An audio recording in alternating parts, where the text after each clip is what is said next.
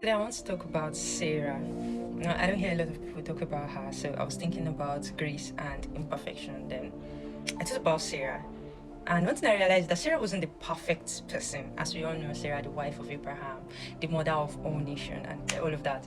So, first of all, why I say Sarah was not the best perfect person was because of three major reasons I saw in the Bible. First of all, when God told her she was going to conceive, and she laughed due to unbelief. That wasn't faith, that was unbelief.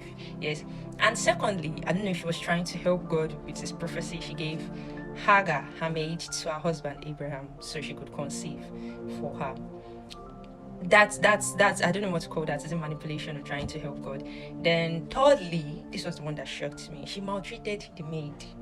Maid was on her own. You're carrying maid, give your husband. Now you are maltreating the maid. Why? Because of jealousy. And for someone to maltreat a person to the extent that the person had to run away, that means the maltreatment must be very strong. So I was like, after everything, the will of God still came to pass. And I was just thinking, so then what I got to my spirit is just that the will of God is not dependent on man's perfection. So Abraham and Sarah's story has made me realize that God doesn't call the perfect. He calls the willing and he calls the available and makes them perfect. So don't think your situation, your doubts, sometimes it can be like that. You might not feel the presence and all of that.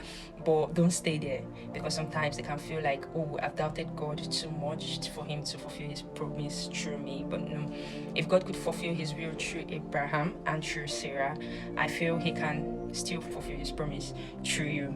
So don't count yourself out. Don't think your flaws has cancelled your future. God has already factored your humanity into his divinity, and his words, it will never go back to him void. So keep showing up, keep trusting God, because it is not about being perfect. It is about having a God who is. So